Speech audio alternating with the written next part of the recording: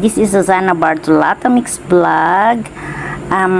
Please subscribe my channel. Thank you so much sa mga nag-subscribe at nag-view ng aking. Kung kayo ay sawa na sa iyong isda na pretong simple, lagyan nyo yung isda nyo guys ng especially yung tilapia. Tilapia po ito guys. Lagyan nyo po siya guys ng curry powder. Ayan, salt, syempre mayroon. Napakasarap po. Kasi syempre yung normal lang natin ginagawang prito, 'di ba? Asin lang 'yun. So, para mapaiba naman yung lasa, lagyan niyo ng curry powder at lagyan niyo rin ninyo ng curry leaves para mabango po yung ating pretong isda.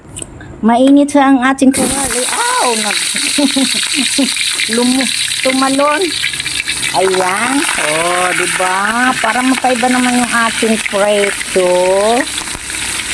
na malasa. Para iba-iba yung style. Ayan, kasi pala sila dyan.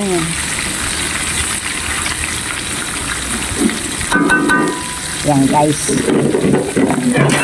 Out! Ayan, balik ka rin natin guys. Oh, sarap.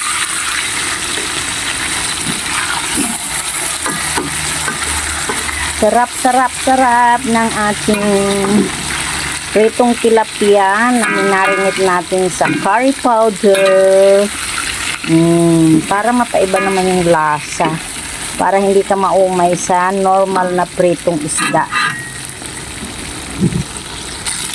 Yan guys, hanguin na natin guys. Kasi luto na guys. Yan. I-off na natin ang fire.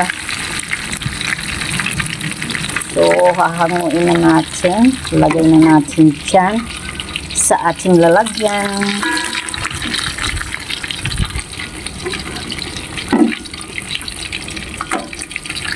Ayan guys. Pagsawa ka na guys sa pretong isda na normal, lagyan mo lang yung isda mo ng ganito.